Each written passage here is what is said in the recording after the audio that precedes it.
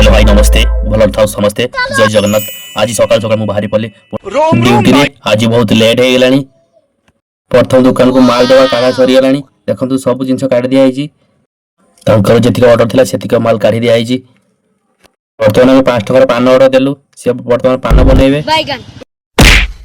पाखापाखि आम पान बना सरीगला। सी पान बना सर मुझे लेखा लिखी कर हिसाब कर दी। बर्तमान सी हिसाब देखी पैसा देवे सी बर्तमान हिसाब देखुं हिसाब देखी पैसा देले आम पुणी थे पलैलु आउ गोटे दुकान को चलो सीधा पलि जाओ आउ गोटे दुकान रुको जरा सबर करो आठ दुकान से माल काढ़ा सरीगला। देखिए तो बहुत सारा माल काढ़ी दिखाई सी कहते कौन फटो उठाऊ बढ़िया कथा तो आम तो बढ़िया देखा कहते कि आम फटो भिडियो कर रखिदेलु। पुणी घरे आउ गोटे दुकान को आसिल आउ गोटे दुकान देखिए राखी सब परिका दुकान अच्छी आमर भी माल काढ़ा सरी कुरकुरी एपटे अच्छी आमर चॉकलेट आइटम अच्छी एपटे मालिक स्माइल प्लीज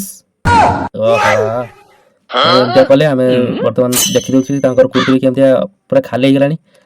हाँ ये आम गोटे फटो उठीदेलु फटो उठे आम देखा गोटे नुआ आइटम ये हूँ आरके कंपनी गलु मलु या ना यार एमआरपी 75 टका बिक्री हम। ये खाया बहुत टेस्टी छुआ ठू बुढ़ा पर्यटन समस्त खाती आ छुआ जो टे कम खाती जो राग हुए तेणु कम खाती तथा खाती खाया बहुत टेस्टी। देखते या गेपटा केमती या भर 9 पीस नली अच्छी 5 टकर 9 पीस नली बहुत बड़ कथा।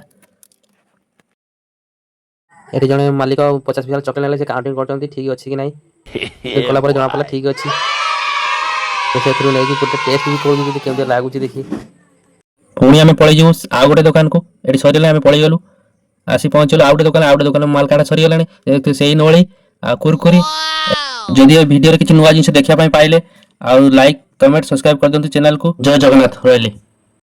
किए कहला गाय क्षीर दिए गाय केबे क्षीर दिएनी आमे जोर करी चिपड़ी की काढ़ी दिए सतटा मानिया चेष्टा करो।